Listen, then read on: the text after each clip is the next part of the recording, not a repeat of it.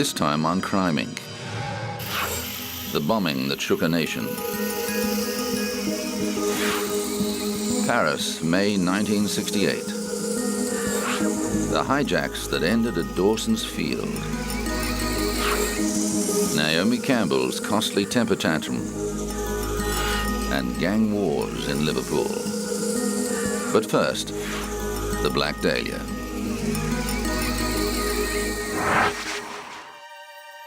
In the 1940s, countless wannabe movie actors flocked to Hollywood, the dream factory with stars in their eyes. But for most, the grim reality was an existence eked out in the seedy streets of Los Angeles, a place where crime and vice flourished, and certain girls were known to do anything to get ahead in their careers. A tough new world of post-war America gave rise to a new genre of movies, film noir. People flocked to the theater to get vicarious thrills from the murders being played out on the big screen. And sometimes, that violence spilled off the screen and into the street. This was the case with the gruesome murder of Elizabeth Short. The tale was so bizarre that it was given its own title, The Black Dahlia. The 22-year-old aspiring actress was discovered in a vacant lot near Hollywood. Her new body had been cut in half, drained of blood, and was bruised and battered. Rope marks on her arms indicated she'd been tied up.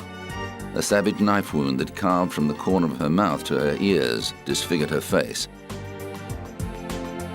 From the beginning, the public was morbidly fascinated by the murder. Who was this woman? Why had she been treated so brutally? With help from a local newspaper, police sent her fingerprints via a sound photo machine and discovered she was on their records as a former mailroom employee at a Californian Army base. They also found a mugshot taken following her arrest for underage drinking in Santa Barbara. Authorities and newspaper men uncovered photos of Short that showed a beautiful and vivacious woman who dyed her hair jet black and wore mostly black clothes. Known as Bet to her family, she moved to California aged 19 to try to break into the movie business. Short worked in various jobs and partied with many men. 7 days before her death, she wrote a former boyfriend that she planned to move to Chicago and look for work as a fashion model. But that ambition was cruelly thwarted. Police trawled through hundreds of suspects, concentrating on the men Short had been seeing and narrowing it down to 22 people of interest. But they were hampered by many false leads, including confessions from both the mentally disturbed and attention seekers. The case continues to inspire movie makers. The latest version of the story came to the screen in 2007 at the hands of veteran director Brian De Palma. The fictionalized account starred Josh Hartnett, Aaron Eckhart, and Scarlett Johansson. De Palma said the modern film noir fleshed out the tragic story using a mix of real and imagined elements. Well, you have to keep the kind of interlocking storylines, and they are very complex because one thing reveals something about something else, and you have to find images that hook into the audience's mind, like Gwyn Payne, in which I found that old silent movie where you saw the Hugo story brought to the screen. So you have that image of that leering face that's going to pay off later in the way that the dahlia is cut across the mouth. But it's sort of planting all these sort of subconscious images into the audience's mind, and then as Josh puts the puzzle together, you begin to see how they all work to solve the mystery. But in real life, Elizabeth Short's sad demise remains unsolved, a true Hollywood mystery.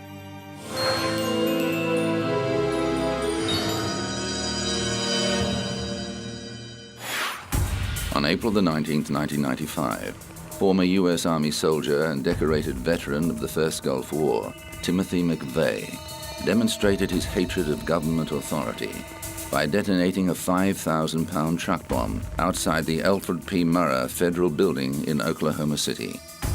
The blast destroyed the front of the 9-story building, killing 168 people, including many children who were in a child care center just above the bomb site. More than 800 people were injured.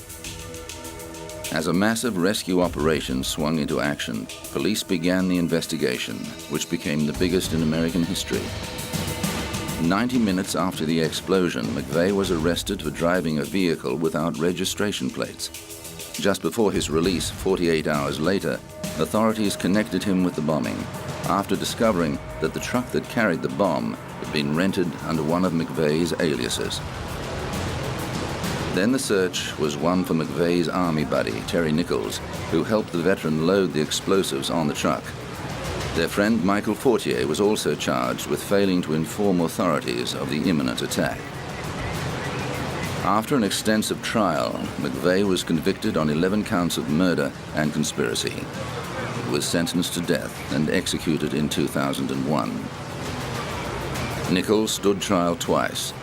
He was first found guilty of conspiring to build a weapon of mass destruction and 8 counts of involuntary manslaughter of federal officers and sentenced to life imprisonment. Then in 2004, he was found guilty of 161 counts of first-degree murder and sentenced to 161 consecutive life terms without the possibility of parole. In return for lesser charges, Fortier pleaded guilty and testified for the prosecution. He served 8 years of a 12-year sentence and was released into the Witness Protection Program. Today, the site of the bombing has been transformed into a national park that contains a memorial commemorating those who lost their lives in one of the worst acts of terrorism in U.S. history.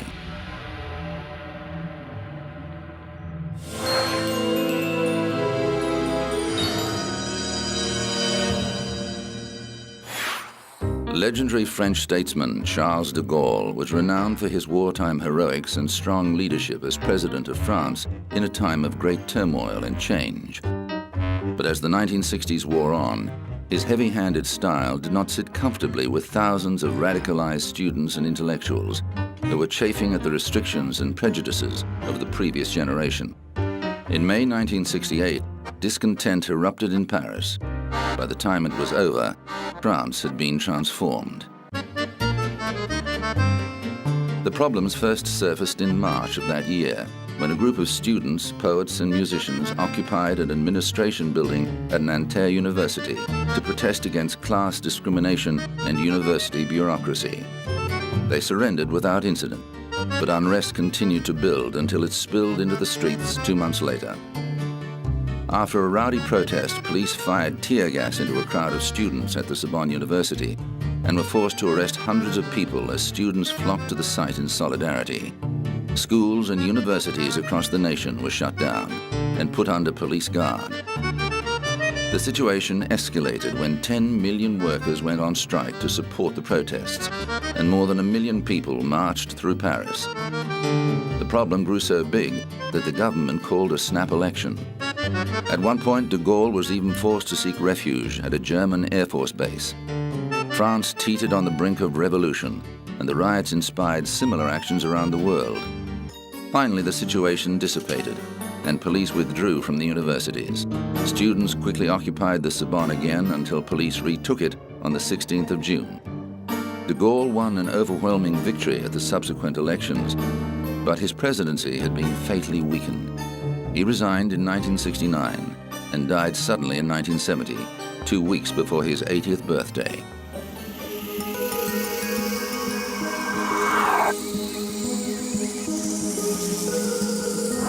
Coming up, the hijack that ended at Dawson's Field.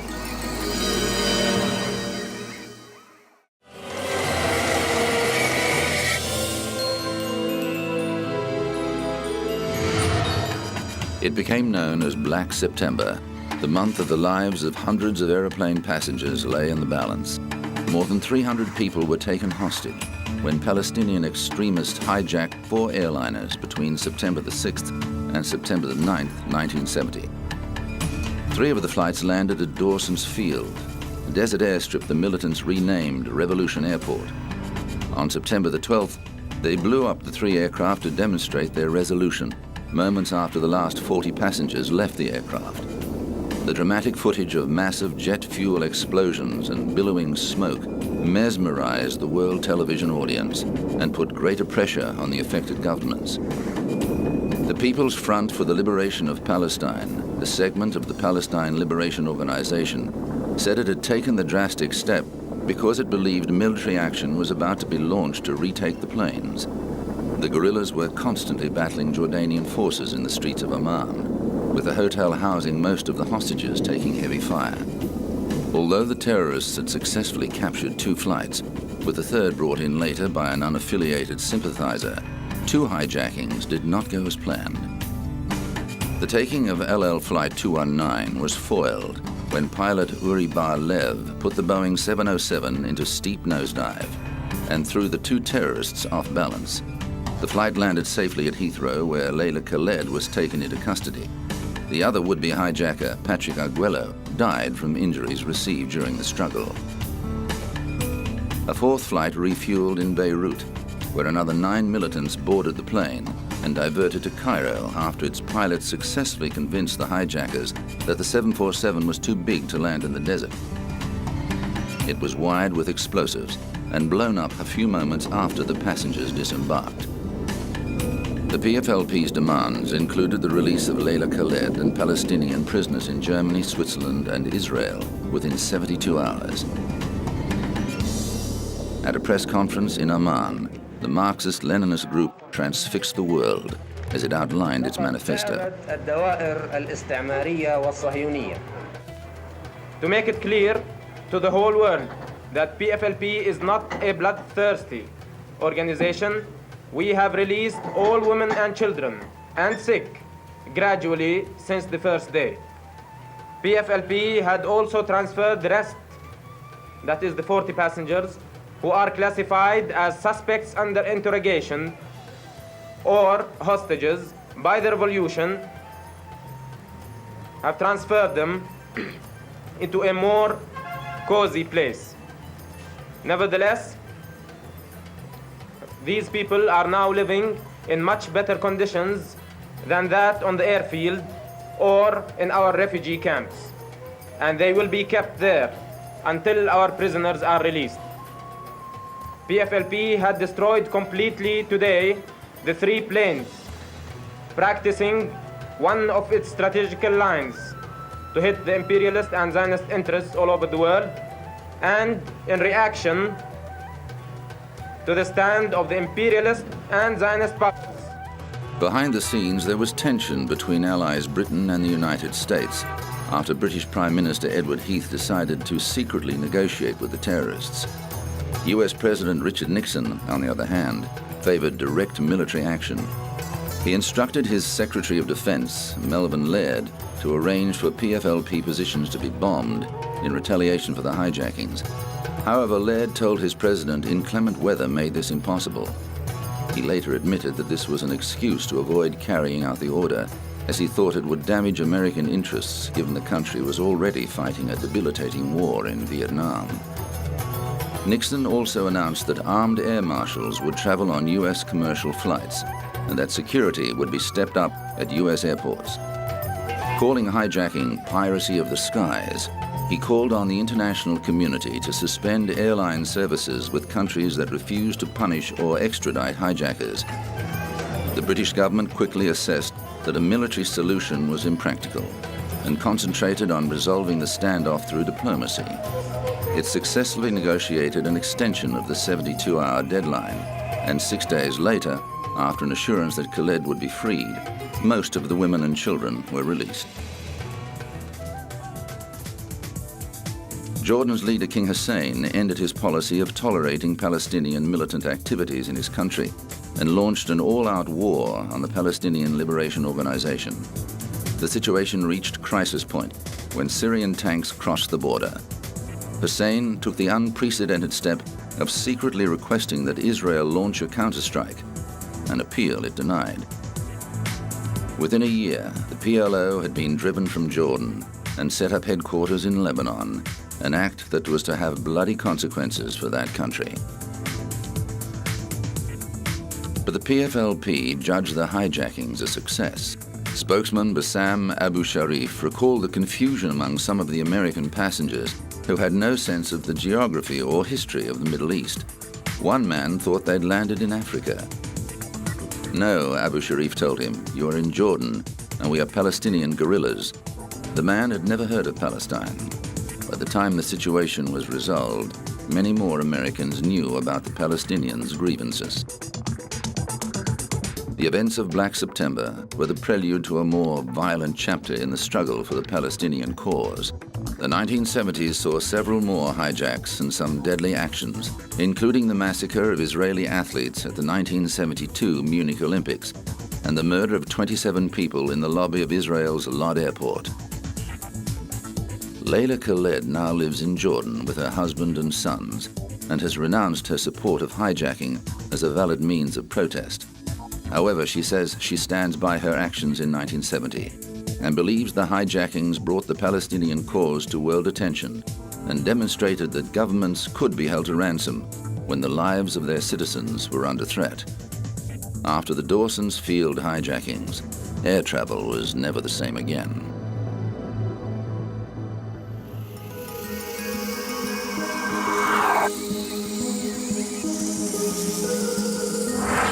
Coming up, Naomi Campbell's costly temper tantrum.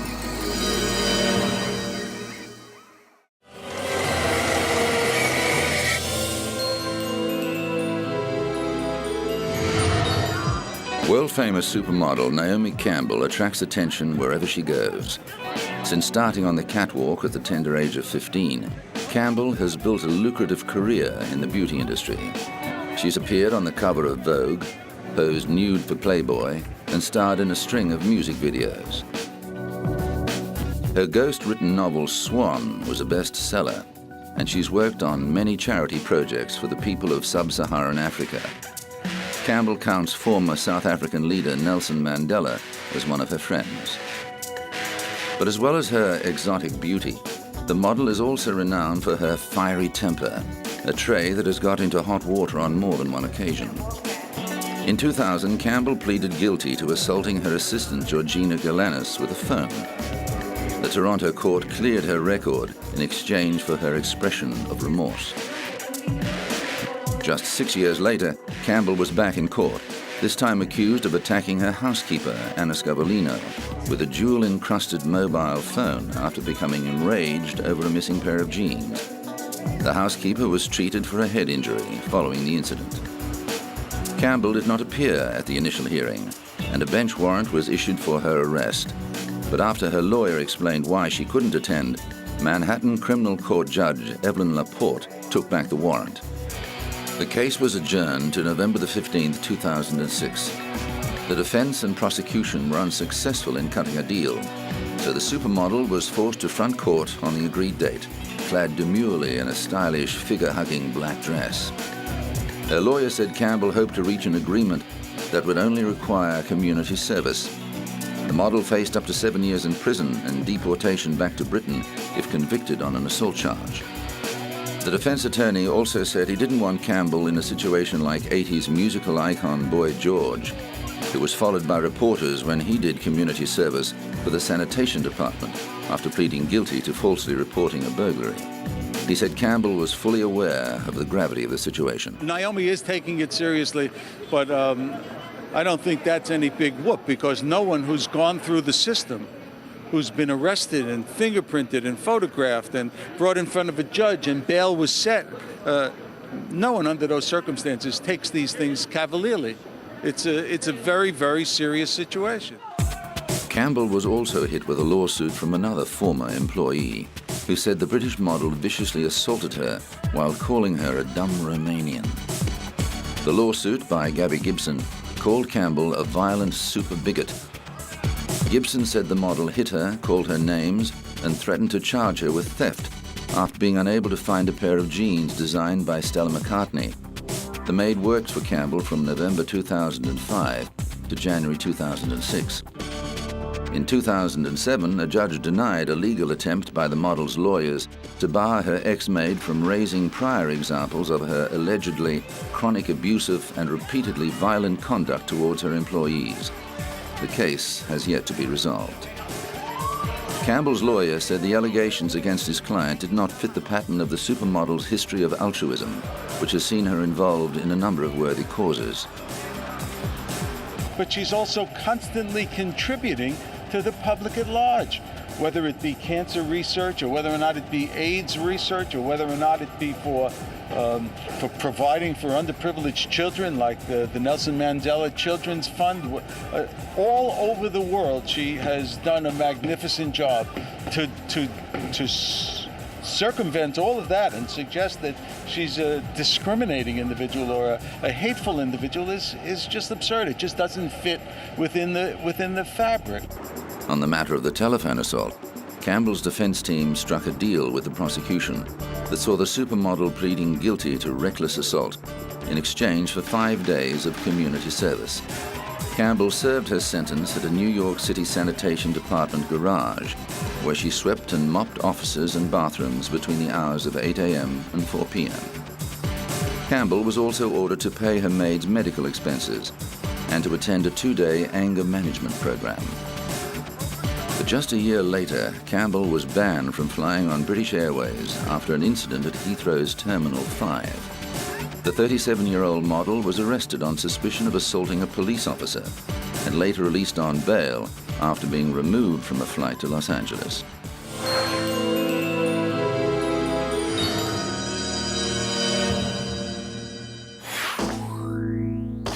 Britain's police traditionally patrol without firearms, but Liverpool's gangland wars of the mid-90s were so violent that Mersey police took the unusual step of taking to the streets fully armed.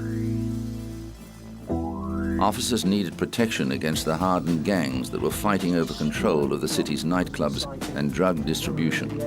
The explosive dispute led to the shooting death of David Ungi, the head of a powerful local family, in May 1995. A further 9 shootings rocked Liverpool as the gangs retaliated against each other. What concerns me is the lowering of the threshold of what used to be unacceptable behaviour, where people are now willing to use firearms, whereas perhaps in the past they would have used fists or knives. Ungi's lawyer denied he was a criminal. What I have to say is that in any major city in this country, there are obviously criminal elements, some more organized than others. But I'm not aware, as a solicitor who's been practicing here for 20 years, of any organized mafia in this city. Certainly in my conversations with senior police officers, there's been no suggestion that my clients are part of a criminal mafia. But the godfathers of crime in Liverpool had access to some of the deadliest weapons. One police raid netted 4 Uzi machine guns. Carrying weapons has suddenly become a fashion accessory to those people of that kind of mind who feel that they must carry weapons and flaunt them and every now and then fire them off. Doctors at the city hospital were appalled with the wounds they had to deal with. We've seen people with shotgun wounds to the back which have penetrated into the chest and have collapsed both lungs. We've seen shotgun pellets and wounds spread all around the limbs. We've seen limbs almost taken off with shotgun sprays. We've obviously seen chest injuries of all sorts. Some of them requiring the chests to actually be opened, but many of them just requiring to be taken to the operating theatre very, very quickly. But it was the emotional wounds inflicted on the locals that concerned community leaders. The great majority of people in Toxteth are not lawbreakers, they are not violent people, they are not involved in criminal gangs or anything like that. And their lives are being disrupted by what they see going on around them. And the fear is one part of the community would be turned against another. There's no reason why it should, but when people are feeling insecure, then all sorts of things can result. As the main port of entry for illegal firearms and drug importation, Liverpool continues to be a hotspot for violent crime and home to some of Britain's most trigger-happy criminals.